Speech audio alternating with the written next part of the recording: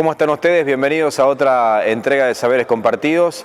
En este capítulo, el de hoy, estaremos hablando con el padre Jorge Trucco sobre las divisiones del cristianismo. Esperemos que lo disfruten. Bienvenidos. Bien, padre, ¿cómo estás? Bienvenido a Saberes Compartidos. ¿Qué tal? ¿Cómo estás? Muy bien. Bien, un gusto. Bueno, nos convoca un poquito el tema de las religiones. Creo que fundamentalmente partiendo un poco del catolicismo, pero también haciendo hincapié en las divisiones, ¿no?, que ha tenido el cristianismo a través del tiempo. Y la primera pregunta que se me ocurre es, más o menos, en qué época, en qué tiempo comienzan a manifestarse las diferentes religiones, ¿no? Bueno, vamos a hablar de dentro del cristianismo. Evidentemente, pensamos, nace con Jesús, su predicación allí en Palestina, la convocatoria de los primeros apóstoles, la Pascua de Jesús, que provocó un cataclismo dentro de esa primera comunidad. La certeza de que Jesús resucitó fue lo que movió a estos primeros cristianos a testimoniar la vida de Jesús. Se fue ampliando paulatinamente, ya no solo en Palestina, sino que se fue ampliando a otras ciudades del mundo greco-romano del siglo I de nuestra era.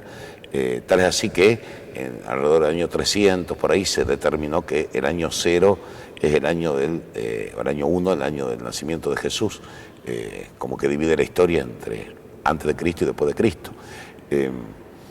Y bueno, ahí ya empezaron los primeros conflictos que siempre hubo dentro del cristianismo, evidentemente, sobre si la iglesia era un apéndice del judaísmo o si era algo totalmente nuevo. San Pablo, predicando en las ciudades de origen griego, proclama que el cristianismo es algo totalmente distinto del judaísmo, si bien nace del judaísmo, pero es algo distinto.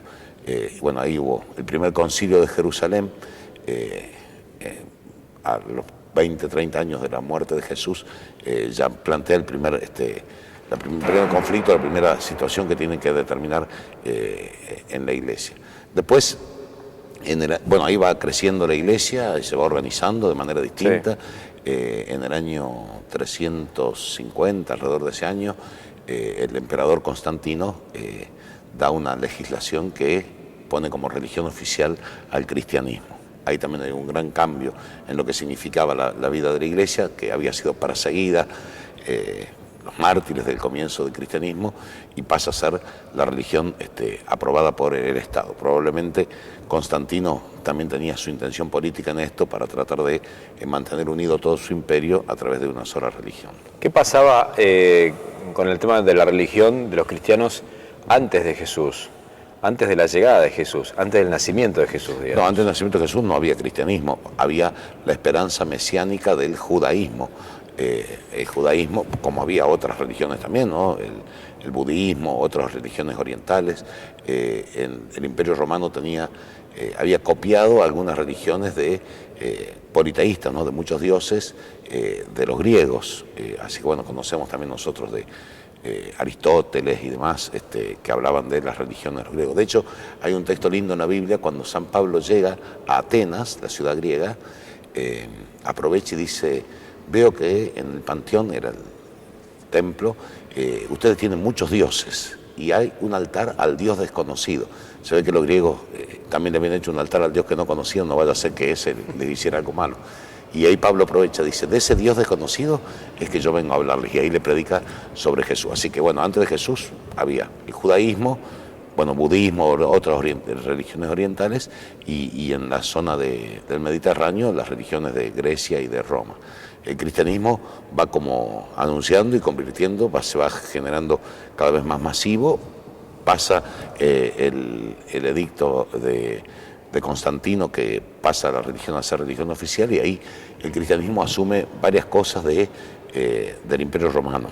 De hecho, por ejemplo, el código de derecho canónico que tenemos ahora en la iglesia es basado en el código de aquel Imperio Romano, ¿no? Y bueno, muchas cosas de la liturgia y demás se incorporan del Imperio Romano. Estabas hablando de la esperanza mesiánica en el judaísmo. ¿Es algo que esperan todavía ellos? Claro, los judíos todavía ahora no reconocen que Jesús sea el Mesías, el enviado de Dios, y bueno, ellos todavía están en la espera de que Dios envíe su Mesías. Por eso van por el año 5000 y pico, esperando que llegue el enviado de Dios. Nosotros los cristianos creemos que ese enviado de Dios es Jesús. Ahí tenemos una de las diferencias entre judíos y cristianos. También los musulmanes, que nacen en el siglo V, con Mahoma, también se enraizan en la cultura hebrea, así que tanto los cristianos como los musulmanes, como los hebreos, consideramos a Abraham el primer patriarca, nada más que después las conclusiones fueron distintas. Para nosotros los cristianos Jesús es el Mesías, el Hijo de Dios. Para los mahometanos musulmanes Jesús es un profeta más y Mahoma es el que realmente revela lo que Dios quiere, ¿no? Ahí tenemos las tres grandes corrientes, digamos, que surgen, las dos, mahometanos y cristianos, surgen de los hebreos, ¿no? De los judíos. ¿No sería un tanto complejo, por ejemplo, hoy por hoy, en la actualidad, que se presente alguna situación en la cual alguien aparece y dice que es el Mesías, por ejemplo, respondiendo un poco a esa espera que tienen los judíos? Con lo que sucede hoy, quiero decir, digamos, lo que se difunde en los medios, tanta información, incluso a lo mejor tildando de loca a esa persona, por ejemplo. ¿Qué podría pasar, digamos, si alguien viene y dice yo soy el Mesías, por ejemplo? Eso ha pasado a lo largo de la historia muchas veces. El último, Adam Smith, también decía que él era, y quiso fundar toda una revolución económica diciendo que era el Mesías. Bueno, de hecho nosotros usamos la palabra mesianismo en un sentido peyorativo, ¿no? Cuando alguien cree que solo va a salir adelante y que tiene la posta, decimos se cree el Mesías. Así que continuamente a lo largo de la historia han aparecido personas que dicen que son el Mesías. Después la historia lo va juzgando con el tiempo. Podemos decir que el cristianismo, formado por tantas personas que tenemos tantos errores y tantas equivocaciones, y sin embargo seguimos adelante a lo largo de la historia, es como una conciencia de que Dios está en esto, ¿no? Dios escribe derecho en renglones torcidos, decía Santa Teresa. Si hablamos del catolicismo, por ejemplo, el surgimiento del mismo, ¿cuándo es? Bueno, en realidad todas las corrientes cristianas tenemos la pretensión de decir que nacemos en la Pascua de Jesús. De hecho, hasta el año 1559, hasta el año 1059, toda la iglesia que había nacido, digamos, después del edicto de Constantino, integrada a toda la cristiandad, que era todo el Mediterráneo, llegaba hasta la Galia, Francia, algunas regiones de Alemania, se colapsa y se divide, es el cisma de Oriente y Occidente. Los patriarcas, especialmente el patriarca de Constantinopla, excomulga al obispo de Roma, que sería el Papa, y el Papa excomulga al patriarca de Constantinopla. Ahí fue la primera gran división. En torno a algunas justificaciones teológicas sobre la Trinidad, si el Espíritu Santo procede del Padre y del Hijo, o procede del Padre con el Hijo, era alguna disquisición teológica, pero en el fondo también había motivos políticos. Oriente necesitaba separarse de Occidente políticamente, y entonces también favorecen esta ruptura religiosa. Ahí nace la iglesia que podríamos llamar ortodoxa. La iglesia de Oriente se llama iglesia ortodoxa, la iglesia de Occidente, iglesia católica, aunque los dos nombres apuntan a tener una universalidad. Católico quiere decir universal, y ortodoxo el que tiene la verdadera doctrina. Después de muchísimos años de división, Papa Pablo VI fue el primero que levantó la excomunión al patriarca de Constantinopla, y ahora muchas veces se encuentran los patriarcas con el Papa, porque en realidad compartimos la misma fe en Jesús, los sacramentos, la liturgia es bastante distinta nada más, pero en realidad es, podríamos decir, casi la misma iglesia con dos rostros, ¿no? Los papas últimos han escrito varias veces que es como los dos pulmones de la iglesia, el pulmón oriental y el pulmón occidental. Y después otra gran ruptura fue con Martín Lutero. Alemán. Martín Lutero en Alemania en el año 1517. ¿Qué diferencia planteaba él, por ejemplo? Martín Lutero era un monje católico en Alemania, pero claro, evidentemente siempre hubo situaciones difíciles, apartadas del Evangelio en la vida de la iglesia. En esa época se estaba construyendo la Basílica San Pedro, que nosotros conocemos en el Vaticano. Y entonces salían los predicadores por toda la Galia, por Alemania, lo que hoy es Alemania, predicando que si uno daba una ofrenda económica, obtenía una indulgencia, un perdón de sus pecados. Evidentemente es verdad que yo con la caridad comparto mi dinero y es una forma de invocar el perdón de Dios, pero de ahí a que se esté vendiendo el perdón, claro, hay un paso muy pequeño. A pagarlo, digamos. A pagar el perdón. Entonces, bueno, Martín Lutero reacciona contra esto, quiere volver a los orígenes, que es al texto de la Biblia. Justo empezaba el tema de la imprenta, que era la posibilidad de que se pudiera conocer, muchos tuvieran el texto de la Biblia, hasta ese momento era muy difícil tenerlo. Martín Lutero hace la traducción del Nuevo Testamento al alemán y bueno, centra toda su predicación en el Nuevo Testamento. 20 años después, 30 años después, el catolicismo romano convoca el Concilio de Trento, que fue un gran concilio para revisar y para, algunos le llaman la contrarreforma, como la misma Iglesia Católica tiene que asumir cosas que ha planteado Lutero. Lutero muere al año siguiente que se convoca el Concilio de Trento. El Concilio de Trento, podríamos decir, leyéndolo hoy a la distancia, que asume algunas cosas de Lutero. La formación del clero, que era mediocre la formación del clero, crea los seminarios, que son donde todavía ahora se forman los sacerdotes, y bueno, también da pautas para el tema de la lectura y comprensión de la Biblia. Pero recién el Concilio Vaticano II, en el año 1960, retoma muchas de las cosas. Todo lo que hacemos ahora los católicos con el tema de tener la Biblia, leer la Biblia, viene gracias a lo que Martín Lutero había dicho ya. Porque me pareció que en un momento daba la impresión de que había un sector que tenía una visión de Lutero un tanto negativa, cuando en realidad a lo mejor, digamos, su postura era más bien valedera también, ¿no? Sin duda, sin duda. Siempre los extremos tienen su problema, pero hay que considerarlos también en el momento histórico en que nacen. El año pasado se celebró, en el 2017-2018, los 500 años de la ruptura de Lutero, cuando Lutero decidió dejar la Iglesia Católica y fundar su movimiento, podríamos decir así.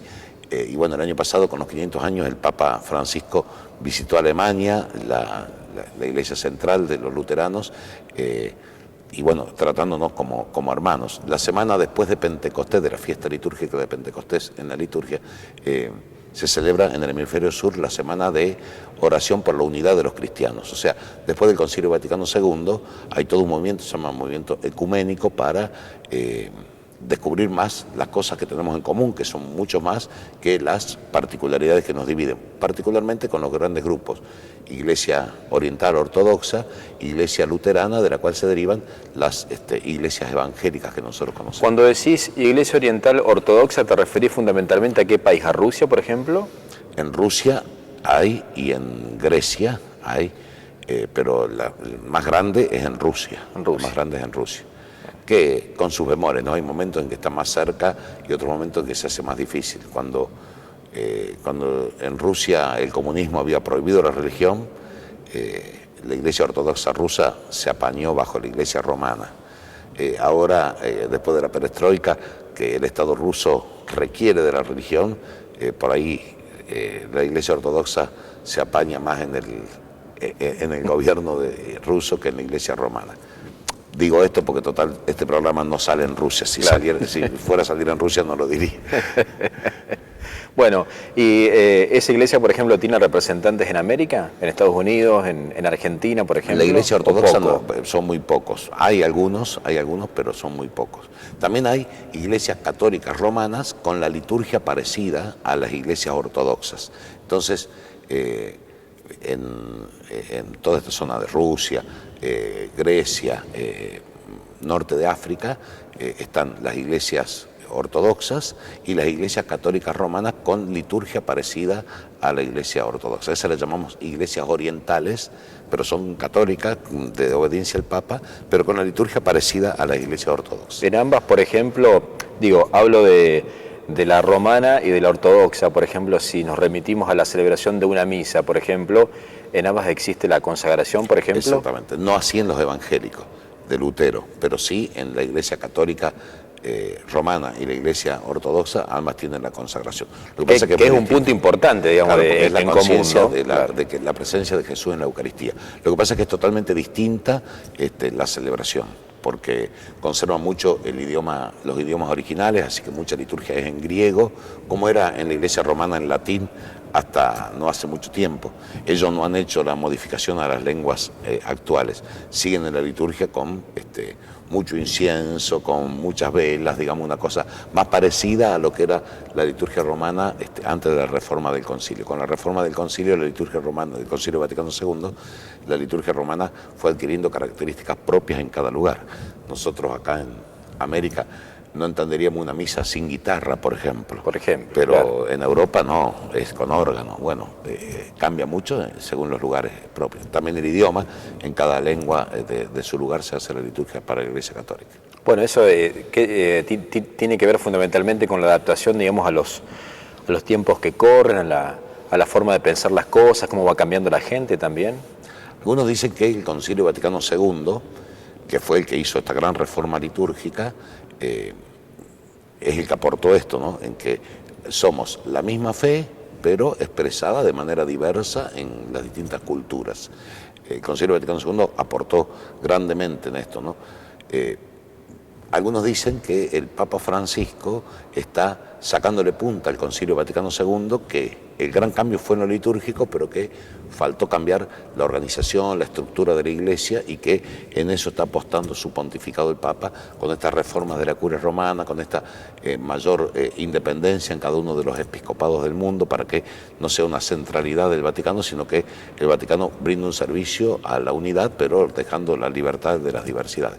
Probablemente cada vez con los años va a ser más distinto el modo, la liturgia, el modo de relacionarnos en cada uno de los países, y no tan mandado por el Vaticano, ¿no? Se me ocurre que debe ser muy complejo, por ejemplo, realizar alguna modificación, sea litúrgica o de lo que fuere, teniendo en cuenta que es un movimiento muy viejo, digamos, y que abarca, digamos, territorialmente mucho, digamos, además con muchos conceptos, por ejemplo, dentro de la Biblia, por ejemplo. Quiero decir que es un movimiento muy grande como para tratar algunos cambios de forma muy rápida, ¿no? Cambiar la Iglesia es como mover un elefante, digamos, es tan grande, claro, es tan grande que bueno, los cambios son paulatinos. No obstante, siempre, cada vez que hay algunos cambios, hay algún grupo que se queda rezagado, ¿no? Después del Concilio Vaticano II nació una fraternidad con el obispo Lefebvre, que no aceptaba los cambios en la liturgia del concilio, algunos cambios de la Constitución que habla sobre la relación de la Iglesia y el mundo, y bueno, fundaron como una pequeña sociedad, una iglesia, ¿no? Le llamamos los lefebrianos. Son tradicionalistas, siguen con la misa en latín y demás. Siempre, cuando hubo grandes cambios, hubo algunos que se quedan rezagados. Por eso no hay que ir ni tan rápido para dejar gente atrás, ni tan lerdo para quedarse atrás del mundo. Lo que pasa es que hoy por hoy, por ejemplo, ese movimiento uno lo podría ver como un movimiento fundamentalista. Bastante. Después, bueno, han nacido muchos fundamentalismos en los últimos 100 años, que se derivan de la Iglesia luterana, aquella que había fundado hace 500 Martín Lutero, especialmente en Estados Unidos, y también de la Iglesia Católica. En la Iglesia Católica nace el movimiento que nosotros conocemos acá como la renovación carismática, nace alrededor de hace 70, 100 años, como respuesta también a estos movimientos carismáticos, o sea, libres, con un predicador que convoca a la gente, y son las iglesias evangélicas que nosotros conocemos en nuestra región. Digamos, acá nosotros en nuestra región son pocos los fieles de las iglesias evangélicas tradicionales, luteranas. Se llama acá en Argentina Iglesia Evangélica del Río de la Plata. Pero sí conocemos estas otras comunidades de predicadores autónomos que no tienen una agrupación mundial, que nacieron en los Estados Unidos alrededor de hace 80, 100 años, y tienen más bien esta característica, ¿no?, de la lectura y la interpretación de la Biblia de manera libre, y por supuesto no compartimos, el único sacramento que compartimos es el del bautismo. Bueno, la Biblia no es un libro histórico, debo entender, pero digamos tiene mensajes muy claros, digamos. Por ahí tomarlo como y desarrollarlo como un fundamentalismo es un tanto un error, si se quiere. Y es un peligro, digamos, un texto. Primero que la Biblia, bueno, justamente el nombre es en griego, el nombre. Biblia es en griego, quiere decir libros, en plural. Son 72 libros, escritos a lo largo de 3000 años. Antes del nacimiento de Jesús para el Antiguo Testamento, por ejemplo. El Antiguo Testamento, el Génesis, el Éxodo, tienen textos antiquísimos, tienen más de 3.000 años en la actualidad. Y bueno, el libro del Evangelio de Juan, que debe ser el último que se ha escrito, el Apocalipsis, en el año 100 de nuestra era. Así que libros escritos en distintos idiomas, en distintas culturas, y a lo largo de 2.000 o 3.000 años, evidentemente tienen cosas muy distintas. Por eso, bueno, Martín Lutero movió un gran movimiento, creó un gran movimiento para el estudio de la Biblia, ¿no? Gracias a grandes luteranos y evangélicos que han empezado a estudiar la Biblia. Después la Iglesia Católica Romana, especialmente en la década del 50 de este año, cuando un movimiento bíblico ha asumido eso, ¿no? De cómo estudiar los libros en su contexto, cómo fueron escritos y demás. Teníamos un profesor de Biblia que decía, un texto sacado de contexto sirve de pretexto. Y por ahí esas son las lecturas fundamentalistas, ¿no? Hay un ejemplo muy típico que suelen usar a veces algunos movimientos religiosos sobre el tema de la donación de sangre. Dice un texto del Antiguo Testamento, no le chupes la sangre a tu hermano. Todos hoy entendemos que chuparle la sangre es explotarlo. Explotarlo, claro. Pero claro, si vos lo tomás literalmente, no hagamos transfusiones de sangre. Y por ahí se muere gente porque no le dejan hacer la transfusión de sangre porque es un precepto bíblico. Y el precepto bíblico no hablaba, si bien es verdad, 3.000 años atrás también hablaba físicamente de la sangre, pero lo que estaba hablando era de no agredir, no explotar al hermano. Vos podés hacerte una transfusión y estar explotando al hermano, y eso es lo grave que está condenando la Biblia. Por eso está bueno verlo en los contextos, todas estas expresiones de cualquier religión que siempre tiene sus libros sagrados y siempre tiene sus maneras de interpretar, ¿no? Porque los seres humanos somos así. Estábamos hablando antes de la división del cristianismo, por ejemplo. Fueron surgiendo diversas ramas del mismo. Y no sé, ¿esto es bueno o es malo, por ejemplo? Con diferentes nombres, incluso a veces algún movimiento fue cambiando de nombre con el paso del tiempo también. Depende cómo lo miremos. Fundamentalmente, digamos, los tres grandes ramas son la Iglesia Ortodoxa rusa, que decíamos, más de 1.000 años de la división, la Iglesia Luterana, de la cual derivan todas las iglesias evangélicas hace 500 años. La diferencia está en que la Iglesia Ortodoxa tiene una estructura mundial. En cambio, la Iglesia Luterana, sí, la luterana, la calvinista, tiene una estructura mundial, pero después han generado muchos movimientos sin estructura y que son dependientes de cada predicador, que son las iglesias evangélicas que conocemos nosotros acá. Les podemos llamar, para ponerle un nombre, iglesias pentecostales. También para dentro del catolicismo nacen distintas familias, por ejemplo, las familias religiosas, los salesianos, los franciscanos, son todos católicos, pero cada uno tiene una impostación, una tarea, una forma distinta de ver. El catolicismo tiene una unidad con diversidades dentro.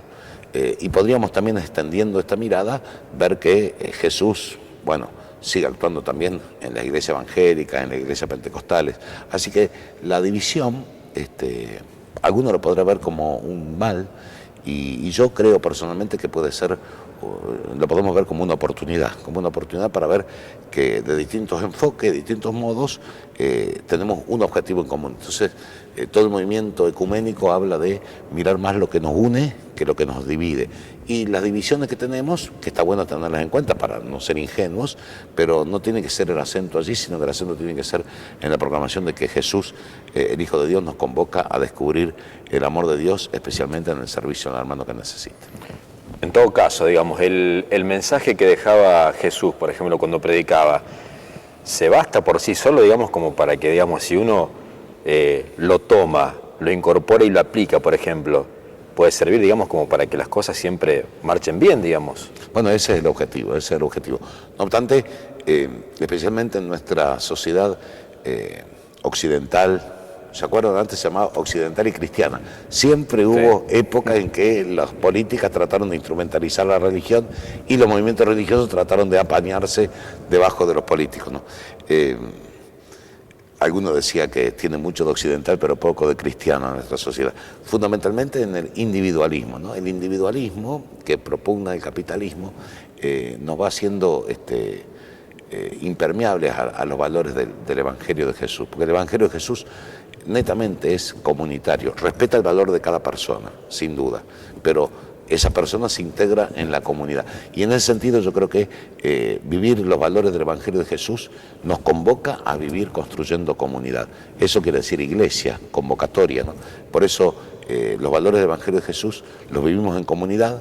Los católicos comprendemos en esta gran comunidad de la Iglesia Católica con las diferencias internas que tiene, una unidad, pero no una uniformidad, y abriéndola también a otros grupos cristianos que también nos une el bautismo, nos une el proclamar que Jesús es el Hijo de Dios, nos une querer vivir con las enseñanzas de Jesús en la Biblia. Si hablamos de unidad, por ejemplo, ¿podríamos establecer algún punto de unión entre, nombraste el capitalismo y supongamos el cristianismo? O en todo caso, digamos, ¿puede existir sin la otra? Si uno busca un equilibrio, por ejemplo, entre ambas cosas, digamos. De hecho existió, digamos, porque antes del nacimiento de Adam Smith el cristianismo ya estaba. Tenía un profesor de teología muy, muy sabio que decía, tanto el capitalismo como el comunismo son dos herejías cristianas. Digamos, el cristianismo existió antes y estos dos movimientos grandes nacen como potenciando un aspecto del cristianismo pero olvidando otro. Aquel que potencia lo comunitario pero olvida lo personal de cada uno. Y el movimiento donde vivimos nosotros potencia lo individual en desmedro de lo comunitario. Pero no es que el cristianismo integra cosas de los dos, sino que ya era preexistente. Estos dos son como desvíos de aquella propuesta original. Nos toca a nosotros, en la región donde estemos, aportar a la cultura existente los valores que el cristianismo sostiene y aporta además. Lo que pasa es que si uno tuviera que alejarse del capitalismo, debería estar excluido, incluso te puede excluir también, digamos. Hoy por hoy, por ejemplo, ¿cómo haces vivir solo en algún lugar, digamos, sin incorporar o nutrirte de cosas que te hacen falta? Claro. Sí, por eso, digamos, lo mismo, yo no soy un dirigente político argentino que hablaba del capitalismo salvaje. Es verdad también que las mismas propuestas políticas capitalistas fueron como incorporando elementos de todo lo que significa la acción social, la presencia del Estado en subsidiar bueno, este es el principio democrático fundamental, ¿no? El Estado tiene que hacer lo que no pueden hacer sociedades menores y tiene que ayudar a que sociedades menores, la familia, la industria, la empresa, ayudar para que puedan cumplir su rol. Cuando olvidamos esto, o es un Estado elefante que quiere hacer todo, o es un Estado inexistente que deja a la ley de la selva para que el más grande se coma al más chico, ¿no? En ese sentido, el cristianismo aporta desde la fe, no una visión política, sino una concepción del ser humano, y eso es lo que compartimos en cada uno de los lugares y en la zona que nos toque vivir, aportar lo que la sociedad está necesitando. Por eso no va a ser la misma la predicación del catolicismo en América del Sur, en América Central, en América del Norte, en Europa, en Asia, que está expandiéndose grandemente el cristianismo ahora en muchos de los países de Asia. Bueno, en cada uno de los lugares se proclama la misma fe, pero haciendo hincapié en lo que más se necesita en esa cultura. Los desprendimientos del cristianismo pueden llevarlos a ser considerados, por ejemplo, en muchos casos, algún tipo de secta. Sí, bueno, en realidad secta quiere decir como un pequeño grupo apartado. Podríamos decir que siempre tiene un tinte negativo, digamos, claro, el podríamos concepto, decir que ¿no? el cristianismo nace como una secta judía. Los musulmanes nacen como una secta del judaísmo y del cristianismo. Siempre cuando nacen, estas grandes concepciones religiosas nacieron como una secta, escindiéndose de un grupo más grande. Por eso, digamos, es odioso, suena odioso a los oídos de alguien decir vos estás en una secta. Pero en el sentido etimológico es un pequeño grupo que se separó de otro grupo más grande. Y bueno, siempre los grupos religiosos nacen así, claro, separándose de otro grupo anterior. Claro, a lo mejor puede tener un tinte más negativo dependiendo qué hacen o qué dejan de hacer. Digo, si tienen alguna práctica, digamos, que a lo mejor va en desmedro de la persona en sí, qué sé yo, lo aíslan de la familia, por ejemplo, el concepto, digamos, de secta como tal, digamos, fuerte, digamos, ahí se puede aplicar. Sí, generalmente, digamos, los nuevos grupos religiosos adhieren de esa forma, ¿no? Aislando a la familia, no dejándote celebrar el cumpleaños, te prohíben cosas que son comunes en la tradición cultural, y eso hace que te sientas identificado con ese grupo y nada más que con ese grupo. Y eso es riesgoso a veces para las personas, porque las personas se sienten como ahogadas, solamente respiran dentro del grupo. Son grupos que miran para adentro más que mirar para afuera. A todos los grupos religiosos nos puede pasar eso. También movimientos dentro de la Iglesia Católica nos puede pasar eso, ¿no? Cuando, bueno, vos no vengas porque vos no entendés de lo que hago yo. O sea, es un grupo muy cerrado, digamos. Eso es un problema de psicología social, no es que está vinculado a la religión. Bueno, es una forma de construir los nuevos movimientos religiosos. Las divisiones del cristianismo, yo te preguntaba si era bueno o malo, digamos. Imagino que hay algún punto en el que se puede rescatar, digamos, como para que sea positivo eso, ¿no? Justamente yo creo que esa mirada es la que nos tiene que entusiasmar. Las personas somos todas distintas, pero también somos todos iguales. Somos todos iguales en dignidad, pero somos todos distintos en nuestras maneras de movernos, de decidir, de trabajar. Combinar la unidad respetando las diversidades, no una uniformidad. Papa Francisco pone un ejemplo de eso. Dice, no es una esfera donde todos los puntos están equidistantes del centro. Es un poliedro con muchas caras, pero forma una unidad. Y yo creo que ese es el sueño de Jesús. Para construir comunidad tenés que respetar las diferencias. Y una comunidad grande también hay que respetar muchísimas diferencias, pero ver esas diferencias en vez de como ocasión de pelea, como ocasión de integridad, de integración.